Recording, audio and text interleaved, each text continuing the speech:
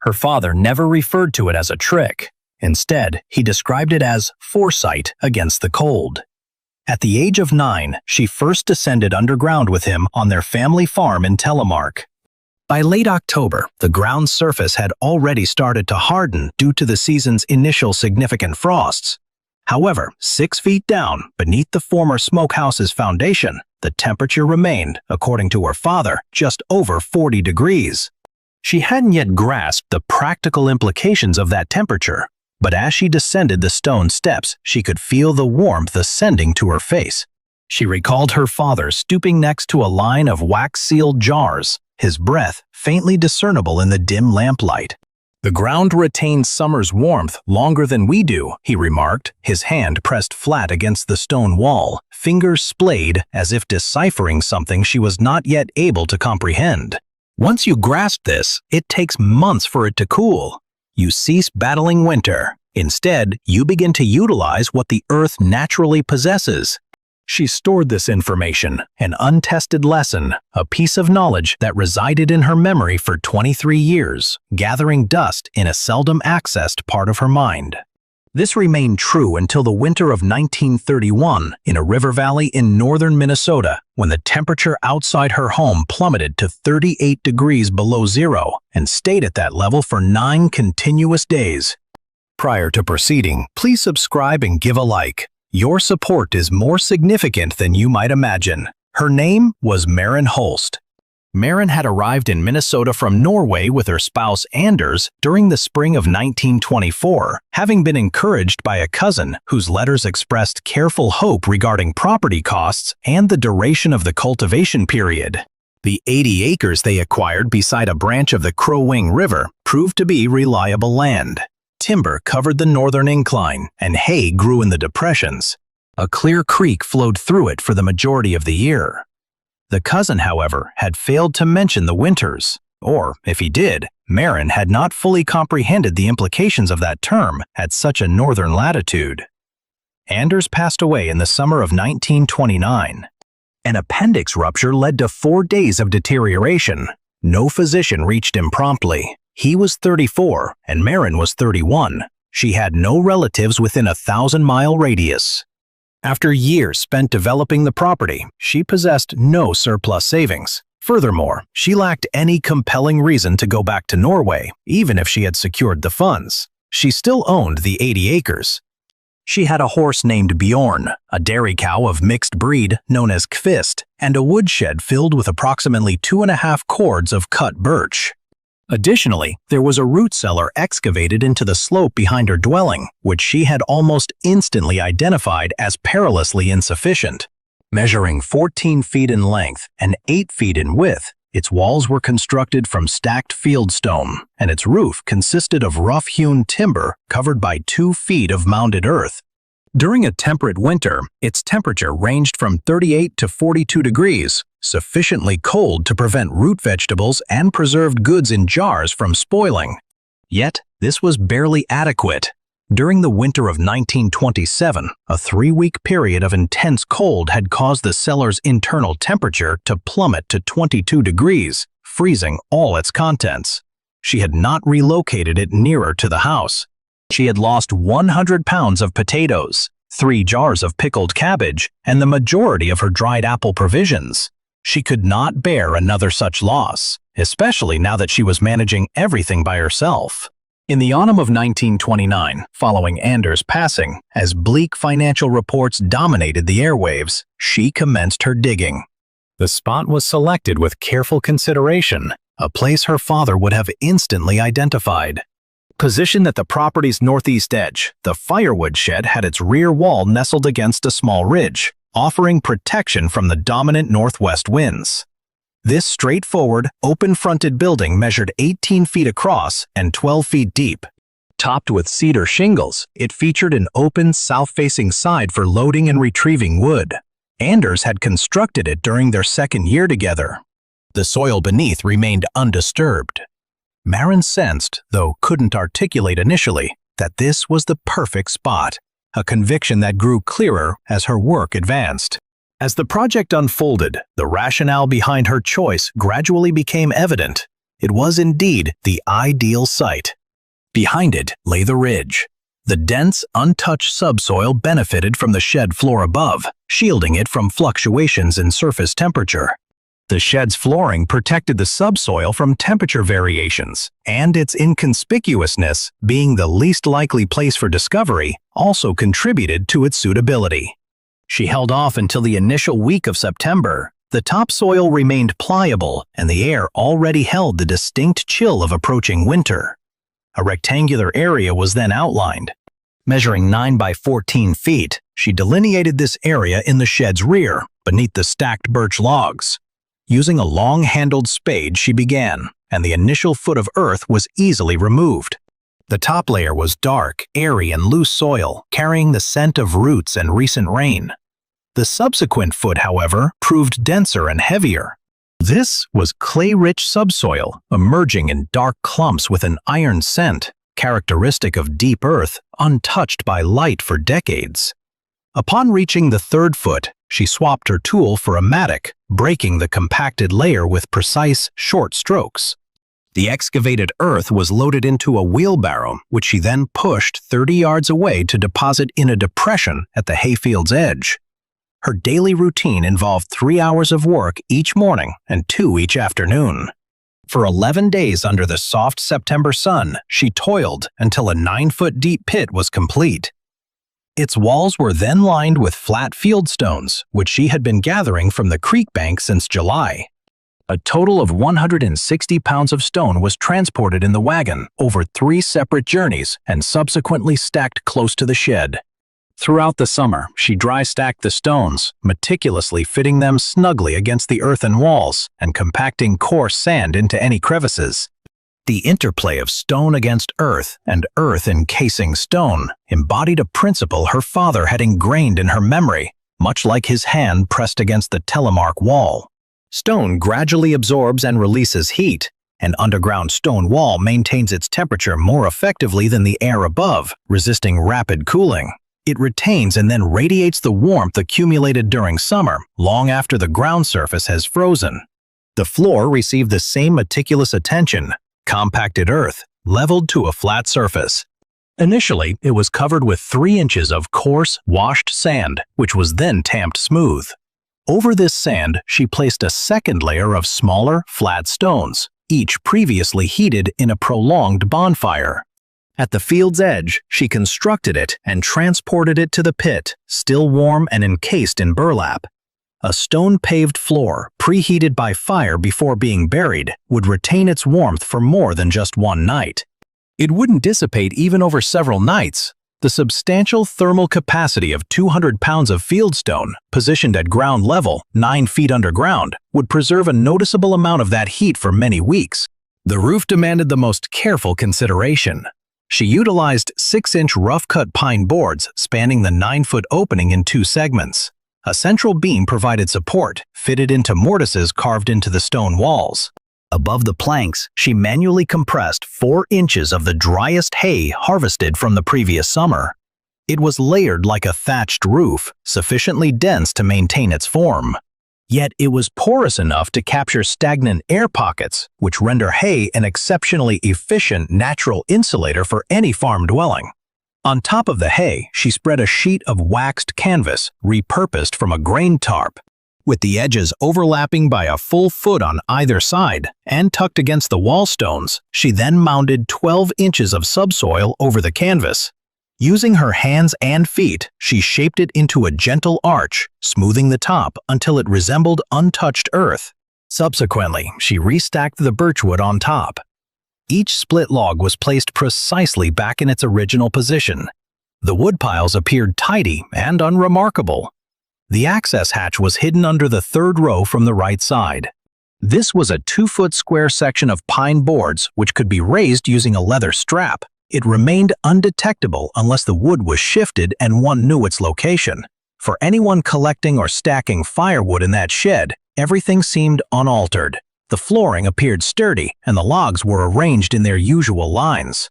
The edifice remained the identical structure it had always been. It occupied the same corner of the same land. Its function was precisely what it had always been. This consistency was also an intentional element of the plan. During the final days of September, she descended into the pit, illuminated by a lamp. She meticulously stored 140 pounds of potatoes in burlap bags, 60 pounds of turnips, and 4 earthenware jars of salted pork, sealed with melted fat. Additionally, she put away 11 quart jars of pickled beets and cabbage, 2 crocks filled with lard, and a 50-pound bag of cornmeal. Within a cedar chest, she had installed a snug, airtight lid to prevent any dampness from entering. Furthermore, she kept a metal container holding $40 in banknotes doubly wrapped in oilcloth. These provisions constituted all she would require to endure a harsh winter without venturing off her land or spending any money she didn't possess. The nearby residents observed, as neighbors invariably do. The Lindquist household to the north maintained a polite yet reserved demeanor. This had been their disposition ever since Marin politely refused Mrs. Lindquist's effort to introduce her to a widower from an adjacent county. A certain unspoken barrier had arisen between them following that incident. To the south lived the Comedy brothers, younger, unmarried men who jointly farmed and took note of much of Marin's activities. They did so with the indifferent shrug typical of individuals preoccupied with their own ample challenges. Ola Reinitsen, a Norwegian farmer from 3 miles to the east, representing the 3rd generation of his family, was the one who vocalized what others had likely discussed in private. He had halted his wagon at her driveway one August afternoon. He would do this from time to time, simply to fill the hours, as men often do after a week spent in solitary contemplation. He noticed the pile of excavated subsoil situated at the border of the hayfield. Also, the creek stones piled close to the shed caught his eye. He regarded it with the kind of gaze one gives to something that deviates from the anticipated arrangement. "Constructing something?" he inquired. "Enhancing the storage," she replied. "Beneath the woodshed?" he ventured, more of a statement than a query. "Yes," she affirmed, followed by a brief silence. He rotated his hat between his hands, a gesture he used to gain time while deliberating whether to voice a thought or keep it to himself. He chose not to speak, urged his horse onward, and continued his journey. However, 3 weeks subsequently, via the usual avenues of countryside chatter, primarily the general store and occasionally the feed mill, Marin learned that the expression, "that Holst woman and her hole," had surfaced publicly at least once. She realized it didn't bother her much. She consistently prioritized achievements over her public image. October grew harsher, and November arrived with a somber, overcast sky. The birch trees shed their leaves rapidly, and the fields transformed from golden to gray to white in under 2 weeks. The Crow-Wing stream became icebound during the 2nd week of November, an unusually early occurrence even for that region. Marin dedicated the dimming late autumn afternoons to tasks crucial for either a comfortable winter survival or a bare minimum endurance. She resealed the northern wall of her home, through which she detected cold air infiltration, and meticulously oiled all the leather tack in the barn to prevent it from hardening and splitting. She finished splitting her remaining summer-harvested wood, accumulating a full 4 cords beneath the shed. The initial challenge emerged in early December, though the most severe conditions were still several weeks off. Yet it was sufficiently cold to convey a message. By the morning of December 8th, the thermometer affixed to the northern porch post indicated 14 degrees below zero. She delayed until noon, then proceeded to the woodshed, pushed aside the birch logs, and raised the trapdoor. The air emanating from beneath was cool and slightly damp, yet not frigid or piercing. She descended the 8 steps she had carved into the earthen wall, then stood within the subterranean space. Her bare hand held at chest level as she waited. She estimated the temperature at 40 degrees, perhaps 41, contrasting with the 14 below zero outside. Deep within the earth, under a woodshed, protected by 9 feet of soil, rock, compressed hay, and waterproof canvas, winter felt like a distant tale. She paused there briefly. The glow of the lamp illuminated the crocks, jars, and the cedar container. The potato sacks remained dry, and the lard, though solid, was easily spooned. No items had moved, nor had anything frozen. Her mind drifted to the telemark limestone walls, the lamplight, and the comforting warmth that enveloped her face when she was 9, her palm pressed against the surface. She ascended, resealed the trapdoor, rearranged the birch logs, and headed indoors to prepare her evening meal. January commenced with an unusual severity. A persistent cold that never eased, instead dropping to even lower temperatures each night and remaining frigid throughout the day, lacking the typical midday moderation. By the morning of January 14th, the thermometer on the porch indicated 29 degrees below zero. That evening, it had fallen to 33.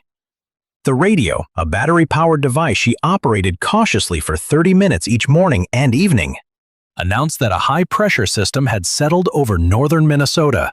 A thick, uninterrupted stream of Arctic air was descending from Canada. The weather prediction lacked detail, merely stating that temperatures would be lower. On January 17th, the morning measurement registered 38 degrees below zero. When temperatures reach that extreme, the moisture from your breath doesn't dissipate, it solidifies into ice crystals and descends. A subtle glint of ice becomes visible in the air before your face. Uncovered skin becomes numb in less than 5 minutes. At night, the birch trees in the northern woodlot produced sounds akin to gunshots as their trunks fractured along their natural grain. The sap within the frozen timber expanded more rapidly than the wood fibers could withstand. The creek, which had been completely frozen for 2 months, emitted groaning sounds under the intense new cold, its ice growing thicker. The barn door's hinges were frozen open on the 18th morning, requiring 20 minutes of effort with a candle flame to unstick them. Maren maintained warmth in her home using 3 heat sources: the kitchen stove, the living room heater, and the compact bedroom stove.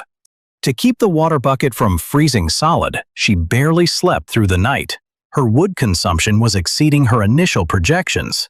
Such intense cold relentlessly siphoned warmth from the house through its walls. Much like a drain empties water, she meticulously managed her resources without interruption. The living room stove received only 2 loads daily, not 3. The kitchen range was used solely for cooking and the subsequent hour. Every morning she inspected the pit. By the 3rd day of the severe cold, she descended the cellar steps in the darkness before dawn. With a lamp in one hand, she raised her bare palm into the air. The outdoor temperature was 41 degrees, while inside it was 38 degrees below zero. Underneath the woodshed, the temperature had barely shifted from the December measurement by less than 1 degree. The stone flooring felt cool, yet not truly cold. The earthen walls remained dry, the potatoes firm, the lard solidified, and the jars intact. The entire setup was performing exactly as designed. Maintaining the boundary between the upper world and the preserved warmth beneath, it returned September's heat to January's gloom, incrementally and without demanding recompense. She permitted herself a sensation that wasn't exactly pride, nor entirely relief. This feeling resided between those 2 emotions, leaning more towards acknowledgement, the exact perception of something fulfilling its intended purpose. The second issue emerged on the 9th day of the intense cold spell. Throughout the harshest weather, she had inspected Coldest thrice daily, providing additional hay every morning, a pail of warmed water from the kitchen stove, and closely monitoring the animal's respiration and stance. Constructed from board and batten during their initial year on the land, the barn's only insulation came from its walls and the collective body heat of the animals within.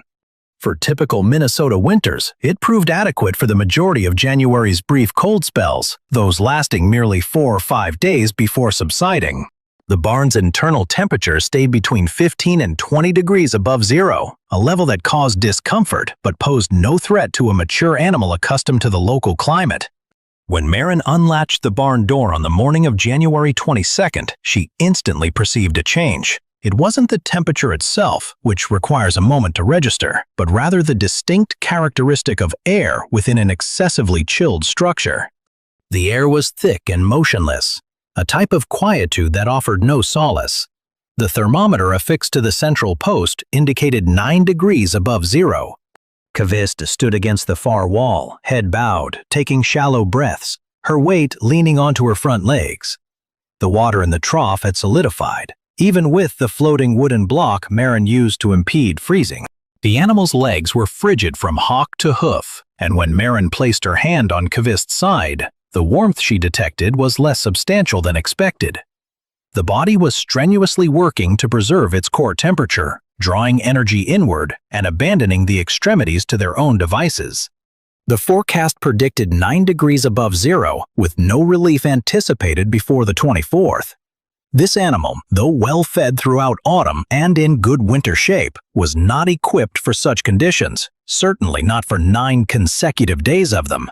Standing in the barn's entrance, Maren gazed at the woodshed, located 30 feet distant. Her eyes fell upon the common corner where the barn's east wall and the shed's west wall were separated by only 4 feet. This was a space she and Anders had discussed enclosing with a connecting walkway, similar to what some older farms in the valley had done, but they had never managed to complete it. She observed the opening, the barn, and the thermometer, then made the kind of assessment typical in urgent situations, not seeking perfection, but rather an adequate fix. Utilizing readily available materials, she took 2 complete hay bales from the loft, unfastened them, and spread their contents. Additionally, she had a 12-foot section of waxed canvas, identical to what she'd previously used for the pit roof.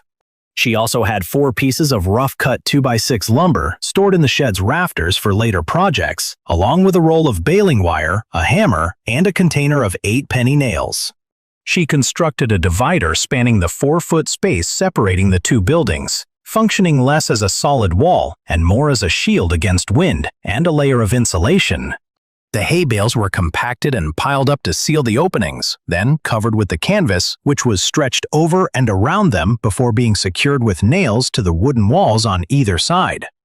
The 2x6 timbers were positioned diagonally as braces, securing the entire structure against the persistent, flat gusts of wind sweeping around the northern tip of the ridge. The task required an hour and 20 minutes. Her fingers became numb on 2 occasions.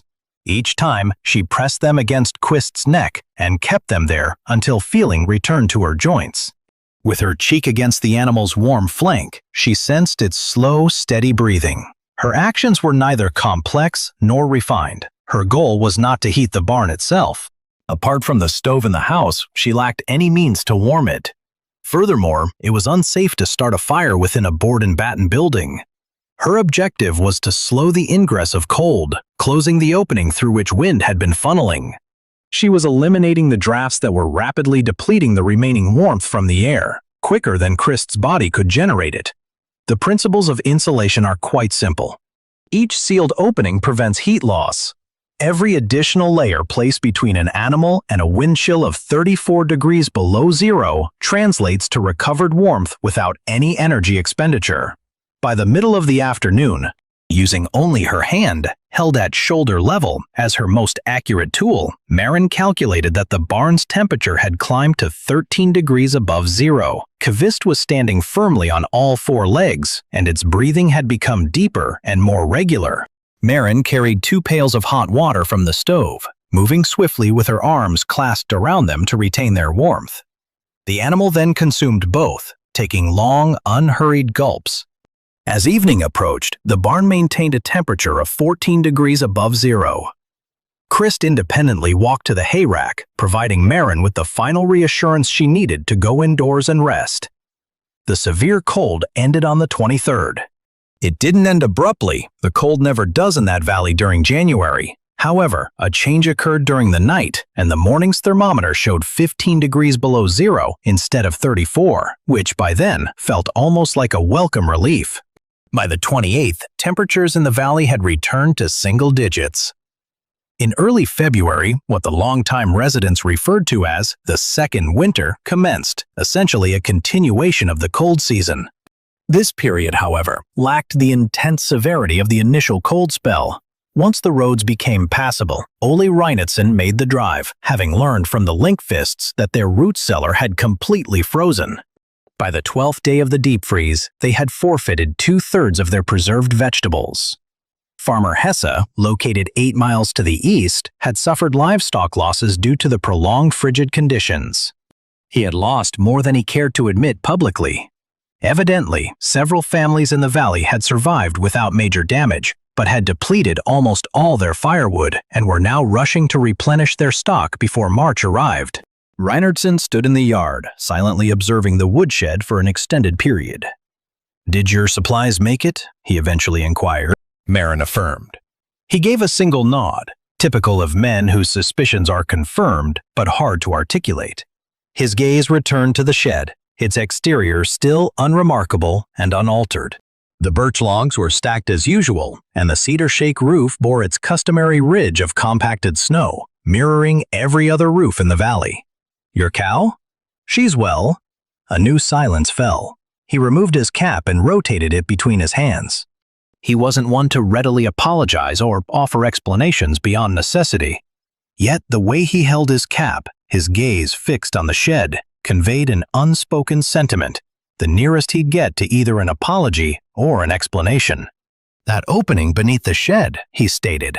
"Indeed. Did your father teach you how to create that?" She recalled the lamplit telemark root cellar, the array of wax-sealed jars, the scent of limestone and compressed soil, and a hand pressed firmly against the wall. "He gave me the concept," she replied. "I had to work out the details myself." Reinertsen put his cap back on, mentioned he'd meet her at the general store, then guided his horse towards the thoroughfare. "We need to talk," he returned 3 weeks later, accompanied by his eldest son and a series of inquiries. Resolving these occupied the better part of an afternoon. That spring, they constructed their own rendition beneath the southern end of their equipment shed, adhering to Marin's specifications as closely as the varied terrain permitted. It endured the subsequent winter flawlessly. The subterranean chamber beneath Marin's firewood storage continued its function for another 11 winters. She enhanced it on 2 occasions. First, by extending the stone flooring by 2 feet on the eastern side, thereby increasing its thermal capacity, which she believed was insufficient during the coldest nights of its initial true trial. She also intended to incorporate a ventilation conduit. A brief segment of reclaimed stovepipe fitted with a damper was installed. This enabled regulated air circulation while preventing substantial heat escape. The subsequent alteration occurred following a summer where condensation formed on the canvas roof, penetrating the hay insulation layer. This compressed the hay, diminishing its efficiency. The next autumn, she substituted the hay with compressed dry moss sourced from the northern forests. She observed that this new material performed superiorly, being denser and more resistant to compaction. Towards the close of the 1930s, the structure situated beneath that woodshed was fundamentally congruent in its underlying concept, its constituent elements, and the intricate design philosophy to what her father had demonstrated to her in Norway. This, in turn, had been constructed by his own father, representing a practical refinement of knowledge widely understood in specific Scandinavian regions for many generations before its documentation. There was no patent, no schematic, no journalistic report, only wisdom transmitted personally from one individual to another. From a telemark root cellar to a Minnesota firewood shed, conveyed by a woman on a chilly hillside, wielding a mattock and possessing a vivid recollection of a hand pressed against a stone surface. In 1948, Marin divested herself of the estate and relocated to Duluth to reside close to Mies. The pair who acquired the farm, youthful individuals from Wisconsin, equally hopeful and inexperienced, unearthed the pit during their second winter residing there. During their second winter, they stumbled upon the pit. They found it by inadvertently lifting the hatch while rearranging the firewood, revealing it to be completely preserved, the stone base, the walls, and the canvas and moss overhead. The discovery revealed it to be entirely preserved. The stone flooring, the walls, the canvas and moss ceiling, and the 8 steps carved into the ground. They then contacted Marin, seeking clarification on its identity and function. Her brief 3-paragraph reply concluded with the statement, "The Earth remembers summer longer than we do. The Earth retains the memory of summer for a longer duration than we do. Its cooling process spans months. Grasping this concept means winter ceases to be an adversary. You are no longer contending with the cold. The struggle against the cold dissipates. You are simply leveraging the inherent resources of the Earth."